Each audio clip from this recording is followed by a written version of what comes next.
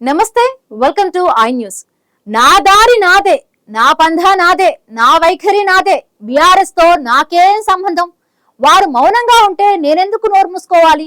తెలంగాణకు అన్యాయం జరిగినా, ప్రజలకు అన్యాయం జరిగినా చూస్తూ ఊరుకోను. నాకు శక్తి ఉంది, నాకు జాగృతి ఉంది, నా కార్యక్రమాలు నావే. ఇది ఎమ్మెల్సీ కవిత క్లారిటీ.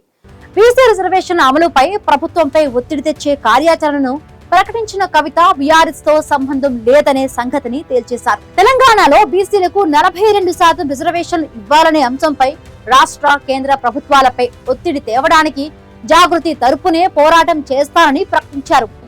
ఒక నిజమైనటువంటి నిబద్ధతతో కూడినటువంటి 72 గంటల నిరాహార దీక్షను నేను చేయబోతా ఉన్నాను. హైదరాబాద్లో 4, 5, 6 తారీఖున, ఆగస్టు 4, 5, 6 తారీఖున నేను ఇదివరకు ఎట్లా అయితే అంబేద్కర్ విగ్రహ సాధన కోసం 72 గంటల నిరాహార దీక్ష చేశానో, బీసీ బిల్లు సాధన కోసం కూడా రాష్ట్ర కేంద్ర ప్రభుత్వాలపై ఒత్తిడి పెంచడానికి, మన తెలంగాణ రాష్ట్రంలో బీసీ బిడ్డలకు ఎంత అవసరం ఉంది బీసీ బిల్లు అనేటటువంటి అంశాలని ప్రపంచానికి తెలియజెప్పడానికి తెలంగాణ జాగృతి అధ్యక్షురాలుగా, తెలంగాణ బిడ్డగా, ఒక సోదరిగా నేను నిరాహార దీక్ష 72 గంటలది 4, 5, 6 ఆగస్టు నాడు చేయబోతా ఉన్నాను.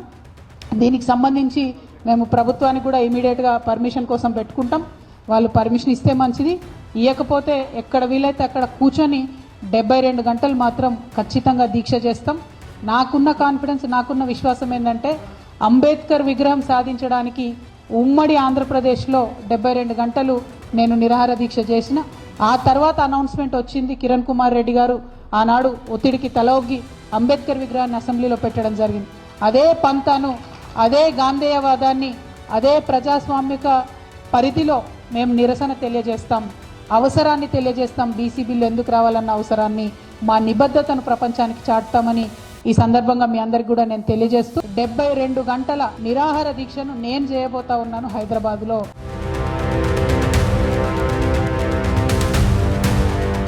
కేంద్రంపై ఒత్తిడి తెచ్చేందుకు రాష్ట్ర ప్రభుత్వం, రేవంత్ సర్కార్ పై ఒత్తిడి తెచ్చేందుకు బీజేపీ వచ్చే నెల మొదటి వారంలో చేయాల్సిన కార్యక్రమాలపై ప్రకటనలు చేశాయి. దీంతో మొదటి నుండి బీసీలకు రిజర్వేషన్ అంశంపై గట్టిగా మాట్లాడుతున్న కవిత కూడా తన ఎజెండాను ప్రకటించారు.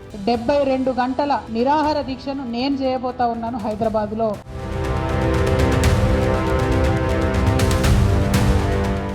రాష్ట్ర కేంద్ర ప్రభుత్వాలపై ఒత్తిడి తెచ్చేందుకు 72 గంటల దీక్ష చేస్తారని ప్రకటించారు. అయితే ఎక్కడా బీఆర్ఎస్ పార్టీ పేరు గాని, కేసీఆర్ పేరు గాని ప్రస్తావించలేదు. బీఆర్ఎస్ పార్టీ ఎమ్మెల్సీ అయినప్పటికీ ఆ విషయం కూడా ప్రకటించలేదు. తాను తెలంగాణ బిడ్డనని, జాగృతి పక్షానే పోరాటం చేస్తానని ప్రకటించారు.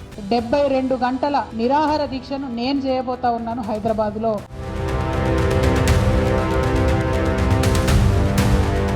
కవిత ప్రకటన రాజకీయ వర్గాల్లో తీవ్ర చర్చకు దారితీసింది. బీసీ రిజర్వేషన్ల విషయంలో బీఆర్ఎస్ దాదాపు మౌనమే పాటిస్తుంది. కాంగ్రెస్, బీజేపీ మధ్య మాటల యుద్ధం నడుస్తున్నప్పటికీ బీఆర్ఎస్ ఇందులో పెద్దగా తలదూర్చడం లేదు. కానీ కవిత మాత్రం ప్రతి సందర్భంలోనూ తన వైఖరి స్పష్టం చేస్తూ వస్తున్నారు.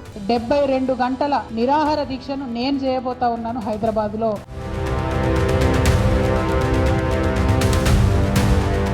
బీఆర్ఎస్ తో సంబంధం లేకుండానే, పార్టీ సహకారం లేకుండానే కవిత సొంత పోరాట ఎజెండా ప్రకటించడం రాజకీయ వర్గాల్లో చర్చకు దారితీసింది.